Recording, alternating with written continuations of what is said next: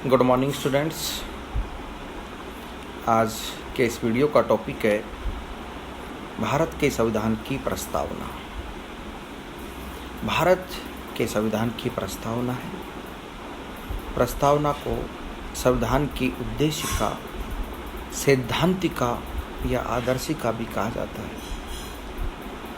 प्रत्येक देश के संविधान में अपनी एक प्रस्तावना होती है, प्रियम्बल होती है। और प्रस्तावना की अगर हम बात करें तो प्रस्तावना संविधान का वह भाग है, वह अंग है जो संविधान के उद्देश्यों को, संविधान के आदर्शों को, संविधान के सिद्धांतों को एवं संविधान की भावनाओं को व्यक्त करता है। अगर किसी भी देश के संविधान को समझना है तो एक तरह से उस देश के संविधान की प्रस्तावना उसका प्रतिबिंब होती है, उसका एक शॉर्ट फॉर्म होती है। उसमें जिस शब्दावली का चयन किया जाता है वो शब्दावली उस देश के संविधान की प्रमुख विशेषताएं होती हैं। तो भारत के संविधान की भी एक प्रस्तावना है, उसका विश्लेषण, उसका अध्ययन हम इस वीडियो में करेंगे। और सबसे पहले तो देखेंगे कि भारत के संविधान की प्रस्तावना क्या है। आपने अनेक बार प्रस्तावना को देखा होगा, पढ़ा होगा। संविधान की जो प्रस्तावना है उसकी शब्दावली क्या है, ये सबसे पहले मैं आपको बताता हूँ। भारत के संविधान की जो प्रस्तावना है वो है हम भारत के लोग। ये प्रस्तावना का पहला शब्द है, हम भारत के लोग। भारत को एक संपूर्ण प्रभुत्व संपन्न समाजवादी पंथ निरपेक्ष लोकतंत्रात्मक गणराज्य बनाने के लिए तथा उसके समस्त नागरिकों को सामाजिक, आर्थिक, राजनीतिक न्याय, विचार, अभिव्यक्ति, विश्वास, धर्म एवं उपासना की स्वतंत्रता तथा प्रतिष्ठा एवं अवसर की समानता प्राप्त कराने के लिए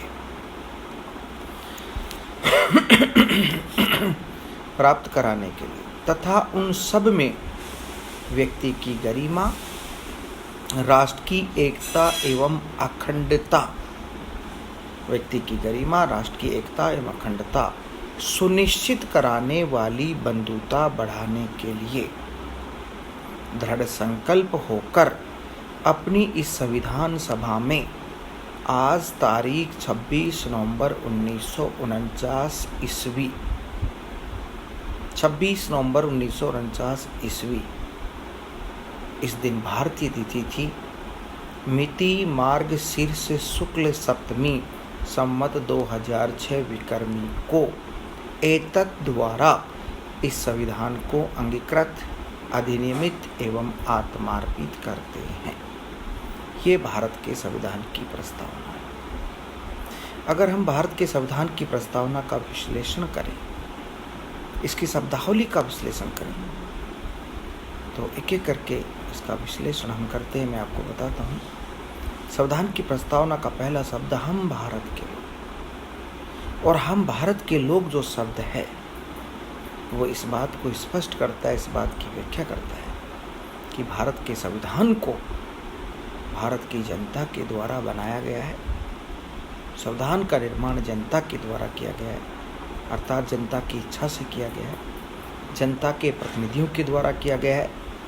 और भारत की जनता ने ही संविधान को अंगीकृत किया है, स्वीकार किया है, आत्मसात किया है। हम भारत के लोग से यही अभिप्राय है। प्रस्तावना का दूसरा प्रमुख शब्द है संपूर्ण प्रभुत्व संपन्न, जिससे तात्पर्य है कि भारत एक संपूर्ण प्रभुत्व संपन्न देश है। और संपूर्ण प्रभुत्व संपन्न का मीनिंग होता है कि हमारा देश आंतरिक दृष्टि से सर्वोच्च है और बाह्य दृष्टि से स्वतंत्र है। हमारे देश के ऊपर ना अंदर से ना बाहर से किसी दूसरी सत्ता का ना कोई नियंत्रण है, ना दबाव है, ना प्रभाव है।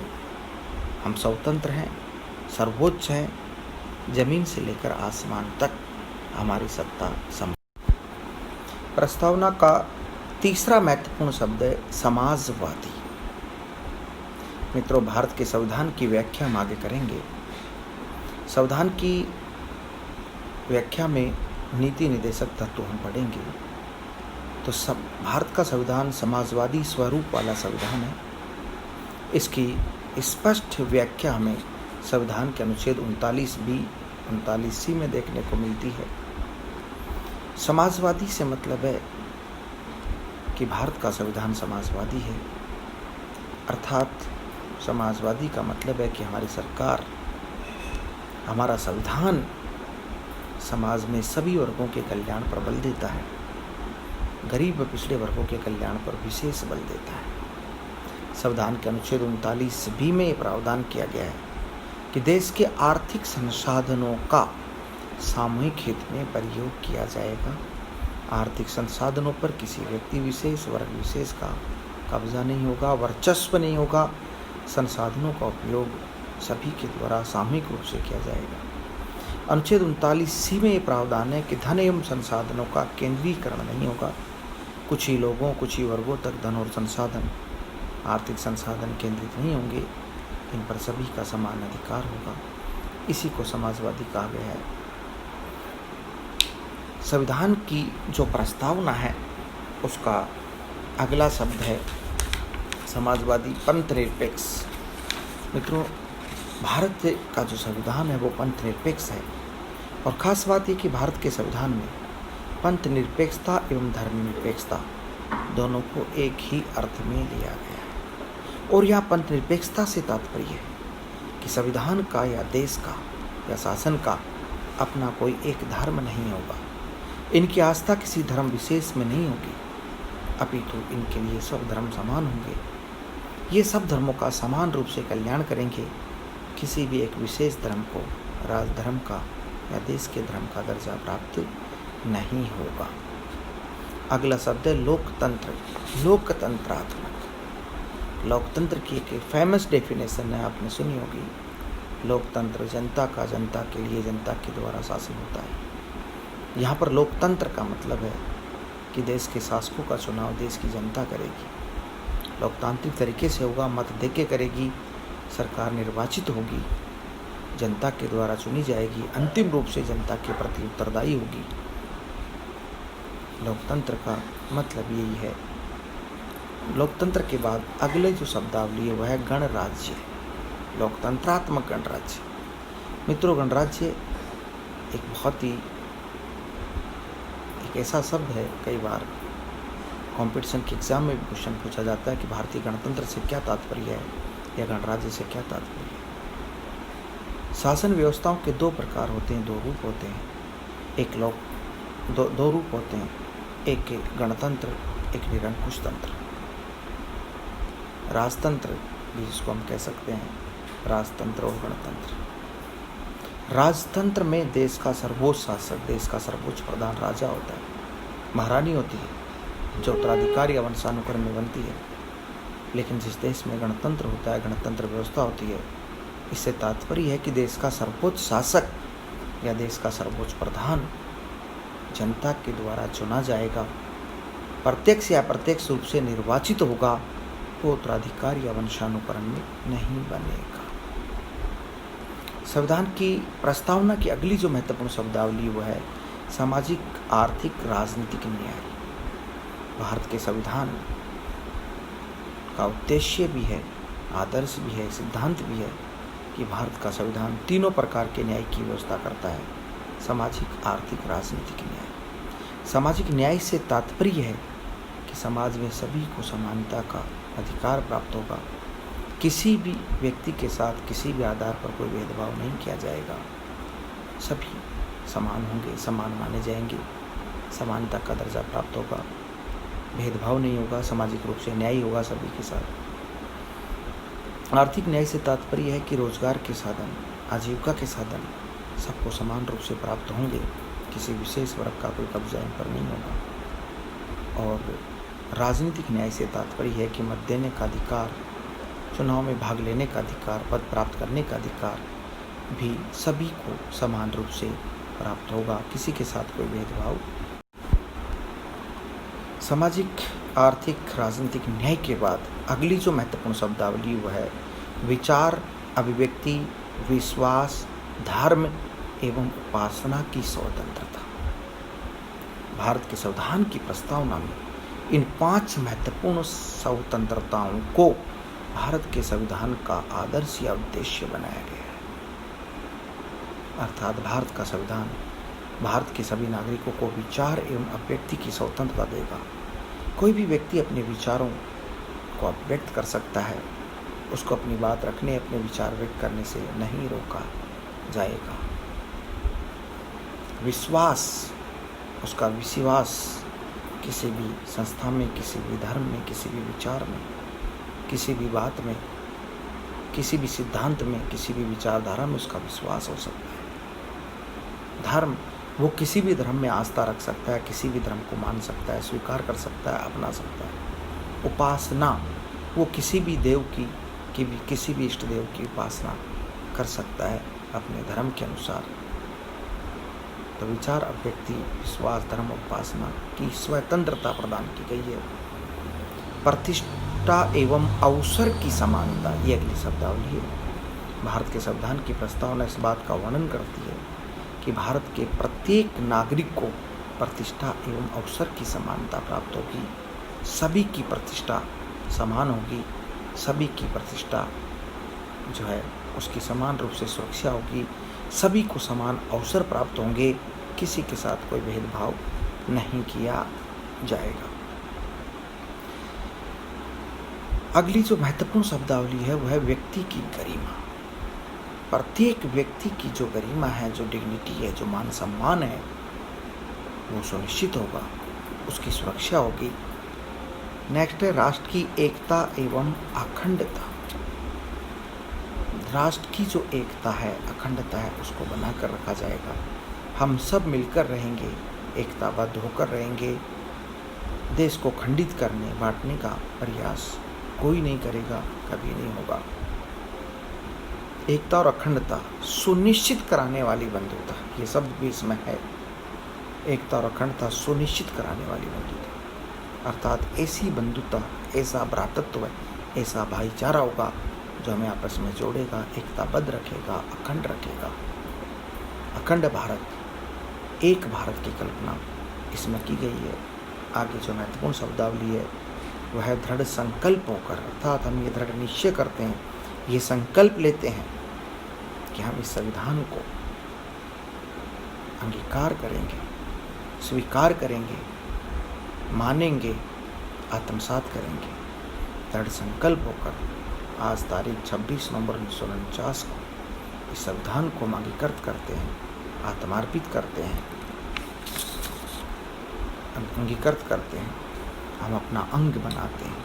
अंगीकृत करने का मतलब है कि हम भारत के संविधान को अपने जीवन का अंग बनाते हैं, अपने जीवन के अंग के रूप में इसे स्वीकार करते हैं, अधिनियमित करते हैं। अधिनियमित का मतलब संविधान सभा ने संविधान को कानून के रूप में पारित किया, अधिनियम के रूप में पारित किया। आत्मार्पित, संविधान को हृदय से संजोए। तो मित्रों, ये महत्वपूर्ण शब्दावली हमारे देश की संविधान की प्रस्तावना की है, इसका विश्लेषण है। संविधान की प्रस्तावना की बात करें तो एक महत्वपूर्ण बात है। मैंने संविधान सभा का टॉपिक आपके सामने रखा था, वीडियो रखा था, उसमें बताया था कि जब संविधान सभा की कार्रवाई शुरू हुई तो पंडित जवाहरलाल नेहरू ने संविधान सभा में एक उद्देश्य प्रस्ताव प्रस्तुत किया था 13 दिसंबर 1946 को, जिसे 22 जनवरी 1947 को संविधान सभा में पारित किया था। वही उद्देश्य प्रस्ताव आगे चलकर भारत की संविधान की प्रस्तावना बनाया गया। संविधान की जो प्रस्तावना है उसको संविधान का दर्पण कहा जाता है, संविधान की आत्मा कहा जाता है, क्योंकि इसमें संविधान के उद्देश्यों का, आदर्शों का, सिद्धांतों का वर्णन किया गया है। प्रस्तावना से हमें शासन प्रणाली के स्वरूप की जानकारी मिलती है कि हमारे देश की शासन प्रणाली कैसी होगी, उसका स्वरूप कैसा होगा, इसकी जानकारी मिलती है। पंडित ठाकुरदास भार्गव और पंडित जवाहरलाल नेहरू दोनों ने प्रस्तावना को संविधान की आत्मा कहा है। ग्रैनविल ऑस्टिन का नाम आपने सुना होगा, उन्होंने भारत के संविधान की प्रस्तावना को संविधान की कुंजी का, ग्रैनविल ऑस्टिन ने संविधान की प्रस्तावना को संविधान की कुंजी कहा है। मित्रों, शुरू से एक विवाद रहा, प्रस्तावना को लेकर विवाद रहा विद्वानों में कि क्या भारत के संविधान की प्रस्तावना संविधान का अंग है, संविधान का भाग है या नहीं। कुछ लोगों का मानना था कि प्रस्तावना संविधान का अंग नहीं है, संविधान का भाग नहीं है। उनका मानना था कि प्रस्तावना का प्रावधान ना तो संविधान के किसी अनुच्छेद में, ना भाग में, ना अनुसूची में, तो ये भाग नहीं है। लेकिन कुछ लोगों का मानना था कि चूंकि प्रस्तावना संविधान की है तो स्वभावतः संविधान का अंग है या भाग है। ये मामला न्यायालय में चला गया। माननीय न्यायालय ने, सर्वोच्च न्यायालय ने एक निर्णय दिया। उस निर्णय का नाम है बेरूबारी विवाद 1960। बेरूबारी विवाद 1960 का सर्वोच्च न्यायालय का जो डिसीजन आया, उसमें सर्वोच्च न्यायालय ने डिसीजन दिया कि प्रस्तावना संविधान का भाग या अंग नहीं है, भाग या अंग नहीं है। लेकिन इस निर्णय को आगे चुनौती दी गई सर्वोच्च न्यायालय में, और सर्वोच्च न्यायालय का एक और डिसीजन बाद में आया, बहुत ही फेमस डिसीजन, प्रसिद्ध डिसीजन है वो, केशवानंद भारती बनाम केरल राज्य विवाद 1973 के नाम से जो सर्वोच्च न्यायालय का निर्णय आया। उसमें सर्वोच्च न्यायालय ने ये स्पष्ट कहा कि प्रस्तावना संविधान का अंग है, संविधान का भाग है। इतना ही नहीं, सर्वोच्च न्यायालय ने इस निर्णय में यहाँ तक कहा कि प्रस्तावना संविधान का अंग या भाग तो है ही, संविधान की आँख भी है। अर्थात केशवानंद भारती विवाद में सर्वोच्च न्यायालय ने प्रस्तावना को आईज ऑफ द कॉन्स्टिट्यूशन का, संविधान की आँख कहा, जिसका निहितार्थ यह है कि अगर भारत का संविधान कहीं मौन होता है, अस्पष्ट होता है, तो हम प्रस्तावना रूपी आँख से देखकर उसको समझ सकते हैं, उसकी व्याख्या कर सकते हैं। इसके बाद सर्वोच्च न्यायालय का एक डिसीजन और आया, एक निर्णय और आया, जिसका नाम है SR बम्बई विवाद 1994। सर्वोच्च न्यायालय ने इस निर्णय में निर्णय देते हुए प्रस्तावना को संविधान का मौलिक अंग या आधारभूत ढांचा माना, आधारभूत अंग माना, स्ट्रक्चर माना, मूल ढांचा माना संविधान का। संविधान के मूल ढांचे की अवधारणा की कहीं न कहीं हम व्याख्या करेंगे। संविधान के मूल ढांचे की अवधारणा भी सर्वोच्च न्यायालय ने दी है, केशवानंद भारती विवाद में दी है, और ये कहा कि भारत के संविधान में संसद संशोधन कर सकती है, परिवर्तन कर सकती है, लेकिन संविधान के मूल ढांचे में ऐसा कोई संशोधन या परिवर्तन नहीं कर सकती जो मूल ढांचे को कमजोर करता हो, नुकसान पहुंचाता हो। सर्वोच्च न्यायालय ने एक निर्णय और दिया 1995 में, LIC ऑफ इंडिया विवाद के नाम से 1995 में सर्वोच्च न्यायालय का एक डिसीजन आया, जिसमें प्रस्तावना के बारे में सर्वोच्च न्यायालय ने कहा कि प्रस्तावना संविधान का आंतरिक भाग है, आंतरिक भाग है, इंटरनल पार्ट है, अर्थात उसका अंग है, उसका भाग है, आंतरिक भाग है, इंटरनल पार्ट है। प्रस्तावना की हम बात करें तो एक बात और स्पष्ट कर देना चाहता हूँ मैं। ये भी एक बात हमारे सामने कभी कभी आती है परीक्षा में, इंटरव्यूज़ में, कि क्या प्रस्तावना विधायी शक्ति का स्रोत है, क्या प्रस्तावना विधायी शक्ति का स्रोत है। तो प्रस्तावना ना तो विधायिका की शक्ति का स्रोत है और ना ही उसकी शक्तियों पर प्रतिबंध लगाता है। विधायी शक्ति का स्रोत भी नहीं है तो प्रतिबंध भी नहीं लगाता। संसद के विवेक पर डिपेंड करता है, निर्भर करता है कि वो प्रस्तावना को लेकर कोई नीति बनाए, कानून बनाए, अधिनियम बनाए या ना बनाए।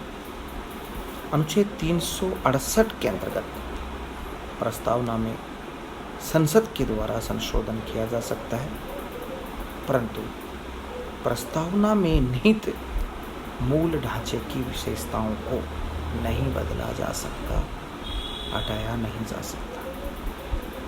एक और महत्वपूर्ण बात है, वो ये है कि भारत के संविधान की प्रस्तावना में एक बार संशोधन किया गया 42वें संशोधन के द्वारा